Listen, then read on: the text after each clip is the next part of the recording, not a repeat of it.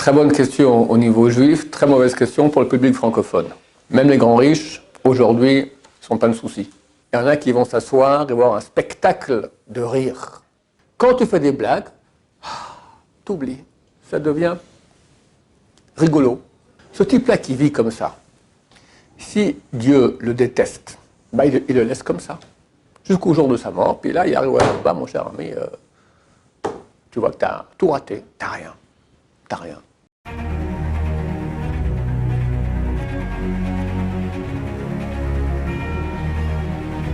Ce shiur dédié pour la Refoua Shema, la guérison complète et rapide de Marc Aaron Ben Nicole, Bezrat Hashem. La question de Binyamin. Alors moi je me demandais quels sont les impacts de la légèreté, du trop de rire. Trop de rire. Très bonne question, très mauvaise question. Très bonne question au niveau juif, très mauvaise question pour le public francophone. Parce que le public francophone aime rire.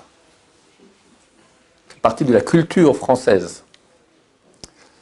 Et la Torah dit que le rire habitue à la herva, à la débauche sexuelle. C'est pour ça que les Français sont débauchés. Je ne sais pas s'il y a des peuples plus débauchés qu'eux. Dans la finesse, débauchés il y a partout. Dans la finesse, c'est la France. C'est-à-dire que la mode, elle n'est pas madridienne, elle est peut-être un peu milanaise, mais Paris, ça veut tout dire. Paris, d'accord. Et la mode et la débauche, il y a comme une petite relation, d'accord. Et le rire habitue à la débauche. Et j'expliquais pourquoi. Il n'y a rien de plus sérieux que la vie.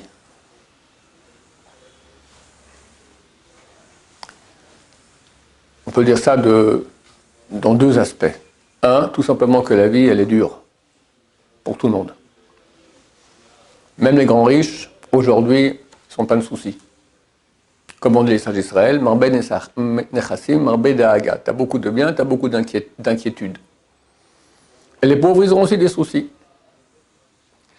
Le rire permet de un peu oublier les difficultés de la vie. C'est un peu un bol d'oxygène. Dans un aspect plus juif,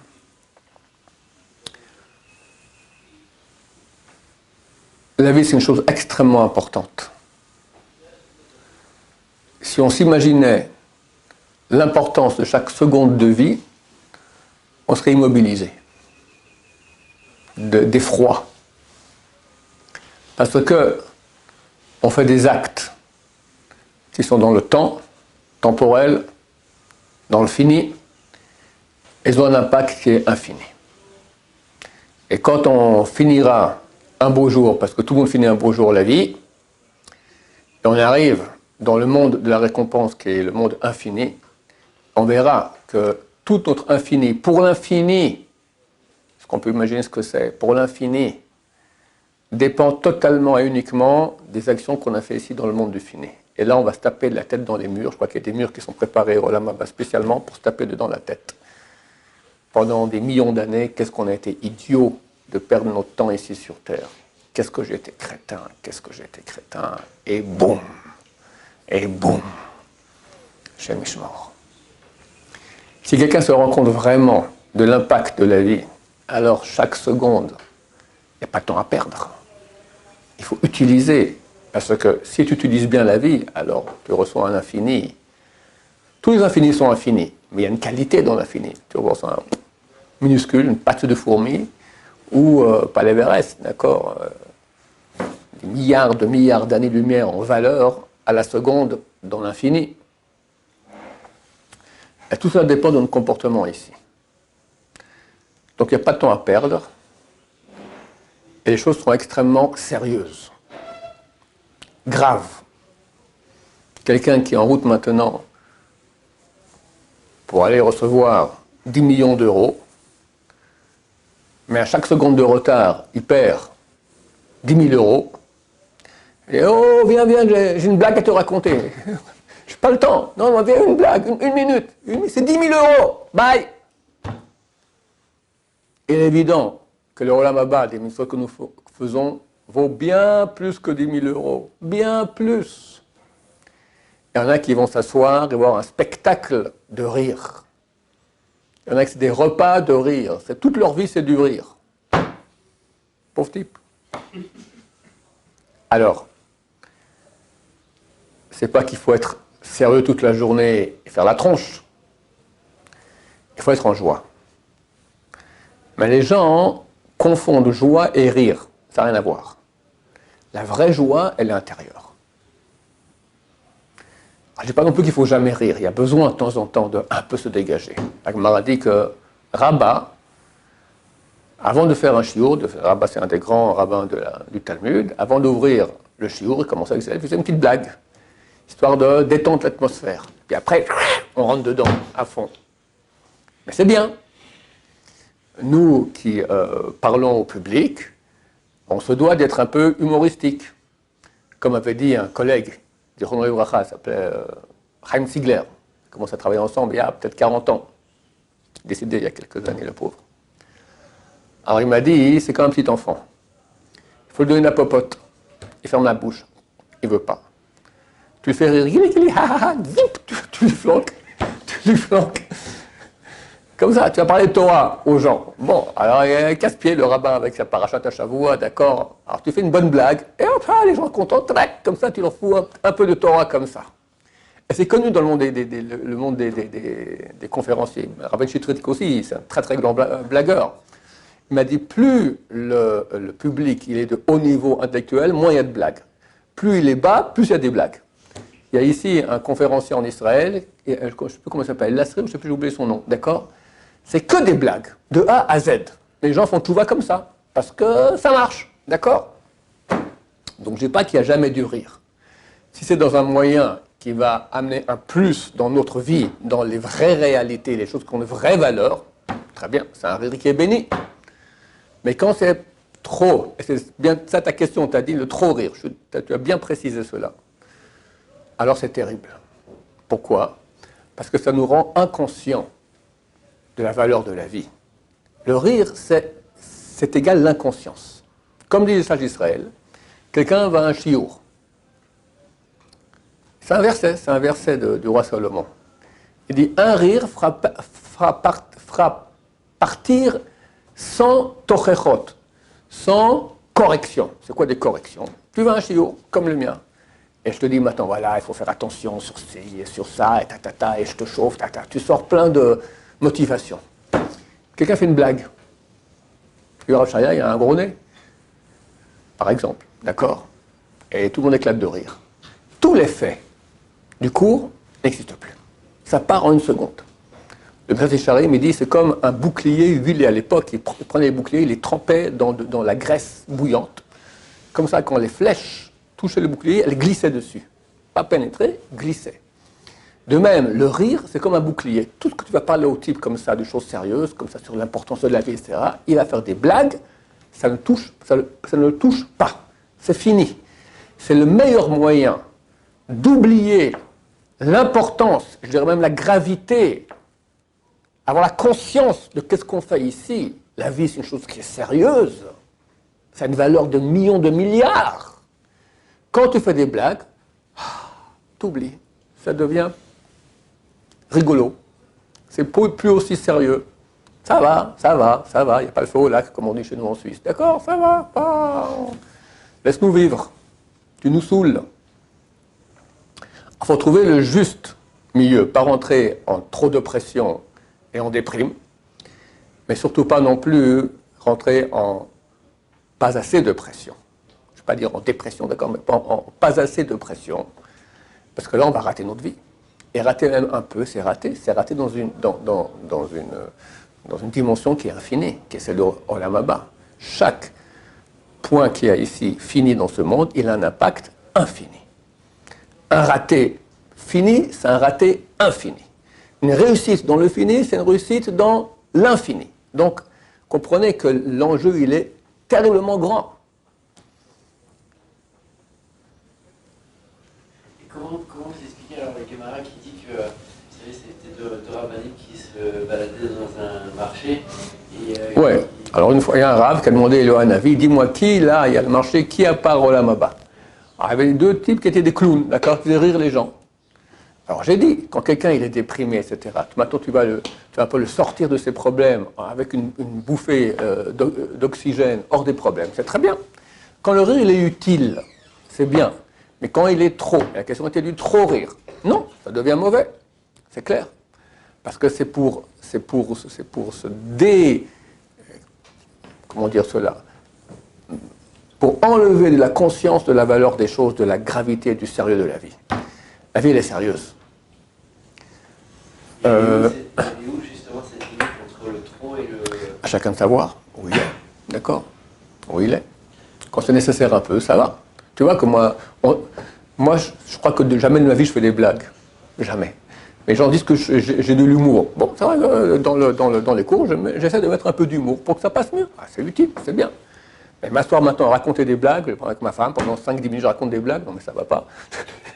Il y a d'autres choses à faire dans la vie beaucoup plus importantes. D'accord? Tu as des gens, ils apprennent des bouquins de blagues par cœur, d'accord? Pour être quelqu'un à table, et quelqu'un avec les copains, et des blagues, et des blagues, et des blagues. Donc, quand c'est exagéré, c'est exagéré. D'autant plus que les écrits des sages d'Israël, ça, on parle du roi Salomon, d'accord, ils sont terribles à ce sujet. Vu que le rire, c'est quoi? C'est oublier le sérieux et l'importance de la vie. C'est prendre tout à la légère. D'accord? Il n'y a rien qui est important. Une chose plus importante dont on parlera à quelqu'un, il fera une blague et terminé, et ça n'aura plus de poids. L'essentiel, rien prendre au sérieux.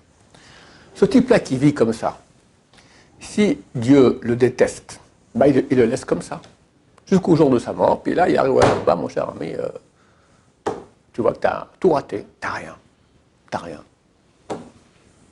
Je crois même qu'une fois, ma femme, elle a vu un témoignage d'un type qui a fait une mort clinique, et c'était un spécialiste de blagues, de toutes les blagues. Arrivé là-haut, et au tribunal, il y a une mort clinique, d'accord? Il arrive au tribunal, c'est on le juge.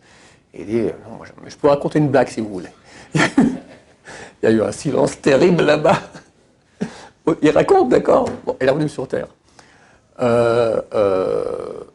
Si Dieu aime cette personne, qu'est-ce que Dieu peut faire pour le rendre sérieux? Il blague sans cesse. Qu'est-ce qu'on peut faire à quelqu'un pour qu'il dise, écoute mon cher, arrête de blaguer? Et même quand je lui dis ça, il continue à blaguer. Alors c'est terrible, mais le roi Salomon dit des souffrances. C'est écrit un verset qui dit, la fin du blagueur, c'est les souffrances. Hachem lui envoie des souffrances terribles. Et là, elle ne rigole plus du tout. C'est un acte d'amour de Dieu, pour qu'il commence à prendre au sérieux sa vie. Sinon, il n'aura rien. Je dis, celui que Dieu déteste, il va continuer tout seul à faire des blagues. Celui que Dieu aime, il dit, oh là, mon cher ami, là, je t'oblige maintenant à arrêter. Alors nous, qu'on s'aime bien soi-même, on ne veut pas des souffrances. Donc, il faut savoir mettre un holà à cela. D'autant plus, comme j'ai commencé au début de mon cours, lorsque quelqu'un enlève toute notion de sérieux de la vie, et tout est légèreté, alors il n'y a plus aucun interdit qui est sérieux. D'accord? Maintenant, l'homme, il a des pulsions. Les pulsions, on peut dire, les plus fortes de l'homme, ce sont les pulsions sexuelles. Alors, tant que la vie est sérieuse, et les interdits sont sérieux, sont graves, alors on met des limites. Le moment qu'il n'y a plus de limites, et on rigole avec des hommes et des femmes, il n'y a rien qui rapproche plus que le rire entre hommes et femmes. Shulchan Aruch, il dit, dans le chapitre 21 de Even Haezer, il faut beaucoup s'éloigner des femmes. Et c'est réciproque, les femmes beaucoup s'éloigner des hommes. Beaucoup. Il n'y a aucun endroit dans le Shulchan Aruch, c'est marqué encore une autre fois, beaucoup. Et ça a été écrit il y a 500 ans à Tzfat. Sinon, on était maintenant dématérialisé ici, on serait matérialisé à 500 ans à Tzfat, on meurt d'asphyxion de la sainteté qu'il y avait là-bas. Et là-bas, ça écrit, néanmoins, il fallait beaucoup s'éloigner des femmes. Aujourd'hui, à la puissance 1 milliard. Beaucoup,